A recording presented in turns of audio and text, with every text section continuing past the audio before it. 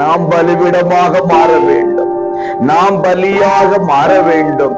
நாம் விண்ணப்பங்களை, வேண்டுதலை தேவ சமூகத்திலே செய்ய வேண்டும். இவைகளை செய்யும் போது கர்த்தர் வாதையை மாற்றுவார். நம்முடைய வாழ்க்கையை ஒரு அற்புதம் செய்ய போகிறார்.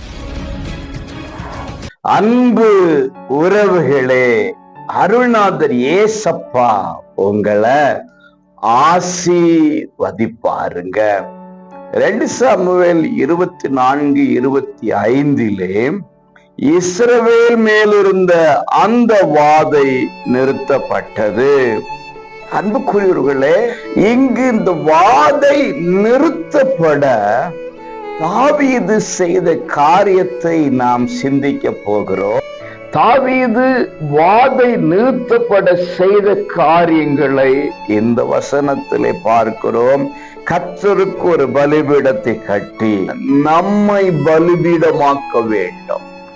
தேவனுக்கேற்ற பலிபீடங்களாக நம்மை மாற்ற வேண்டும். அடுத்து செய்கிறான், சர்வாங்க தகன பலிகளை, சமாதான பலிகளை செலுத்தினான். நம்மை பலிபீடத்தின் மேல பலியாக செலுத்த வேண்டும். அடுத்து அவன் என்ன செய்கிறான்?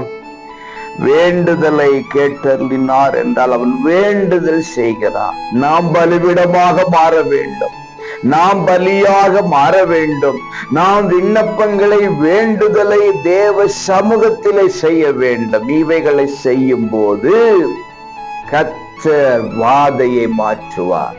இன்றைக்கு கர்த்தர் நம்முடைய வாழ்க்கையை ஒரு அற்புதம் செய்ய போகிறார். ஆசீர்வாதம் உண்டாகும்.